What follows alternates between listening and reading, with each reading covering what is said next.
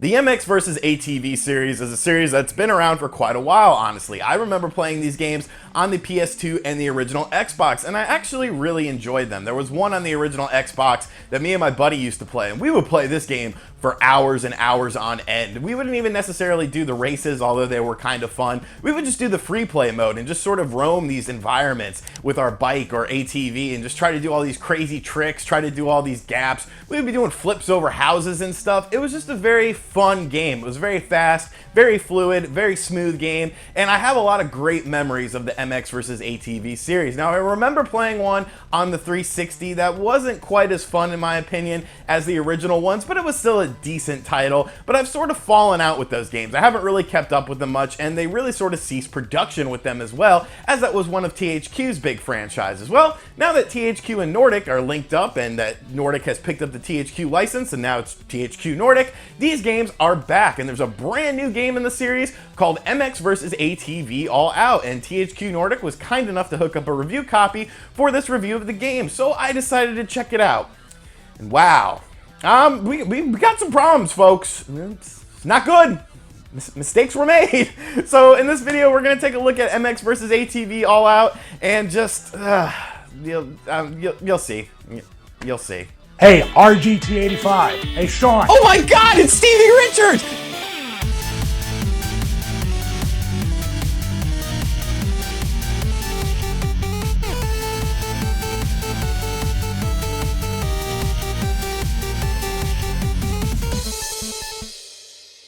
Alright, so MX vs. ATV All Out starts out, and you are in a compound area, and this is sort of the training mission area. It sort of gives you the rundown of the controls, gives you a rundown of how to do different things, and all of the different sorts of races in the game. There's a decent variety of different sorts of races. There's, of course, supercross races, there's open races where you're just going from point to point, free play, bikes, ATVs, all sorts of fun stuff. So, as you're learning the basics of this game, you start to notice one thing. There's a lot of screen tearing going on here, and it is very jarring. This is like Double Dragon 4 on the PS4 levels of screen tearing. Like, every time you turn or don't turn, it just seems like the screen tears, and it's like, what is going on? These graphics aren't, all that great. I don't understand why there's all this action happening on screen. And then you also notice that this is compounded by tons and tons of pop-up. There's tons of pop-up going on in the backgrounds, and it's when you combine the screen tearing with the pop-ups, it becomes almost nauseating at times. By the time I was done playing this game, I actually had quite a big headache, and I was kind of like, this isn't good. This isn't a good first impression, but obviously this is a bigger open area. Maybe, when you're in races and stuff, it gets better. So I decided to trudge on and learn the different styles of races. Like I said, there's supercross events where you're just on a basic track and you have to, learn the curves and whatnot, learn how to land your bike so you don't case your bike and flip over it. You have to learn different tricks for trick attack things. And of course, there are open events where you're just going from point to point. So I decided at this time I will jump into the open event circuit and check it out, and it has you pitted up against 15 other players, all CPU players, and you're just basically going in these open areas from point to point. And I was like, all right, this seems cool. It seems like it'll be a lot of fun. And then I started the race.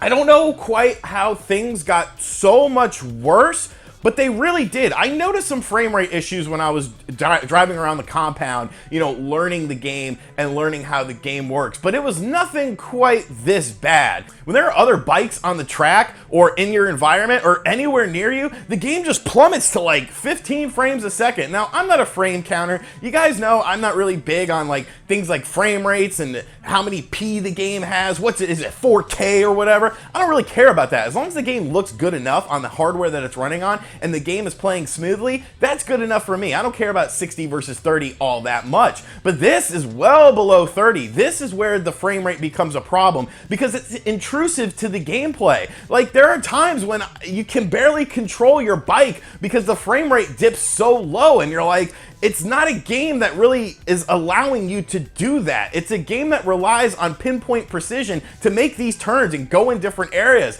It's very, very frustrating. And then of course you have the pop-up still. And then of course you have the screen tearing still. So it's not a good looking game by any stretch of the imagination. If this was an early Xbox 360 game, maybe on the Xbox Arcade, maybe I would let it pass a little bit. But this is a $50 release for the Xbox One and the PS4. I'm playing this game on the Xbox One S, so it's not like I'm playing it on a paltry system or an original Xbox One that maybe it uses other things. I don't know if this game utilizes the Xbox One X to its full potential, but I don't think it really should matter at this point, because obviously the game has flaws when it doesn't run this good on a basic platform for the Xbox. So I was pretty disgusted by this. I did a couple of these and I just noticed so many little issues. The flora and the fauna around you, the bushes and stuff, none of it reacts to what you're doing. It's just kind of there. It's just kind of like there for scenery. It's not real. It doesn't interact with your driver or anything. The bushes don't come down or anything. And it's like,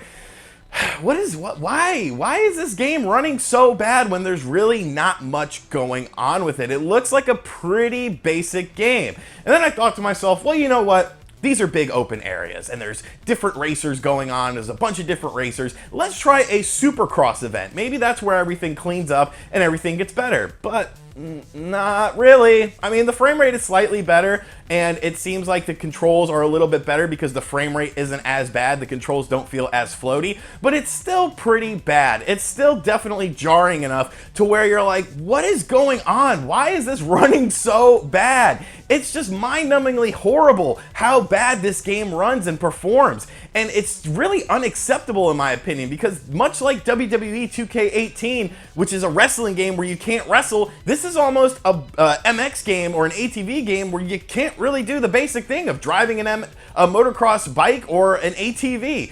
So I thought to myself, okay, you know, we've been doing just bike stuff. Let's check out the ATV section of the game. So I decided to do an ATV race. And it was okay-ish, but I started to notice something. Nothing is real in this game. The water, it's not really there. It's just sort of there visually, but it's not actually there, because you could just drive through the water and nothing happens. It doesn't splash. There's no sort of effect. There's no trail behind you when you're driving it. It's just kind of there for show. Those little barricades that sort of, you know, block you in, they're not really there either. You can drive right through them, although the game will penalize you for doing that and say that you're off the course. But really, you could drive right through them. You could become one with them in some sort of kumbaya sort of thing, where it's like you are one with the object, you are one with this item. So it makes it really special. You know, it was sort of a religious experience for me to feel as one with this barricade. And now I'm starting a barricade-based religion where I'm just gonna worship the barricade because I am one with the barricade. Do you not see this as a problem, folks? I really feel like I'm beta testing a game here that's maybe been in development for a couple of months, not a game that's actually releasing on March 27th, because this game comes out this week. Depending on when you're watching this video, this game comes out on March 27th. Now, the graphics themselves, like I said, they're a huge problem in the game. They're not very well done. There's tons of screen tearing, there's tons of slowdown, there's tons of pop-up. It's just not a very good looking game. Sound-wise, it's okay, honestly. The bikes sound good, but the audio soundtrack is pretty weird. Obviously, I can't play a lot of the tunes because they are copyright tunes, but a lot of Offspring. It's like, dude, this isn't, you know, 2000 anymore. You could put some different bands in there. I saw like 3 Offspring songs, and really the song selection wasn't quite for me. I don't really care for that kind of music, but it's definitely a lot like the MX versus ATV music from the Xbox, like Skillet and Trapped. It's like the new sort of Skillet and Trapped in the soundtrack of this game. So if you're into those bands or bands like those, you'll probably like the soundtrack. Me personally, I turned it off because it was giving me a headache. Oh, and there's online as well. And I thought to myself, well, as bad as everything is, maybe the online is pretty fun. Maybe the online will be sort of the saving grace of this game. And I knew deep in my heart and in the back of my brain that there was no way that this was going to be, but I thought to myself, I'll give it a chance. I'll give it a chance. So I decided to boot up the online. I said, give me anything you want. And I sat there and I was like, nothing's happening. Tried to go back, nothing was going on. I hit the home button would pop up, and I was like, oh, okay, the game froze?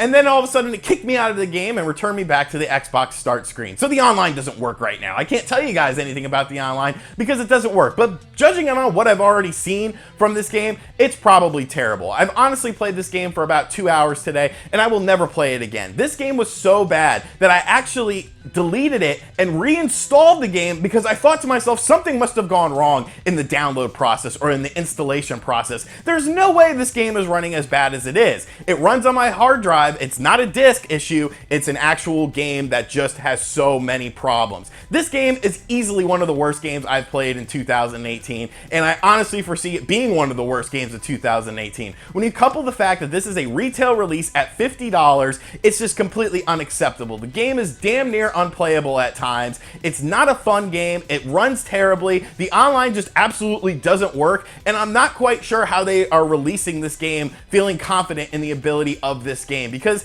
it's an absolute mess. Do not buy this game. If you want to play some dirt bike sort of stuff, play GTA 5 and hop on a dirt bike and drive around. Play the Excite Bike course on Mario Kart 8 and have some fun with that because there's no fun to be had with this game. It's mind-numbingly bad. It'll give you a headache. It will make you nauseous, and it's just not a good game at all. But yeah, so that's all I have to say about MX vs. ATV All Out. Definitely a huge disappointment, definitely one of the worst racing games I've ever played, and definitely one of the worst games of 2018. So let me know in the comments section down below what you think of the footage that I showed you guys, and if you planned on picking up this game, if you still plan on picking it up, or if you decided, maybe I'll wait for it to be like $5 or free or something like that. And thank you for checking out this video. As always, if you enjoyed the video, make sure you hit that subscribe button and turn on notifications. Leave me your thoughts in the comments section down below, and check out the links in the description box. We've got Patreon, t-shirts, social media, all sorts of ways to keep up to date with the world of RGT 85, and I will catch you guys on the next video. Later. RGT 85, RGT 85.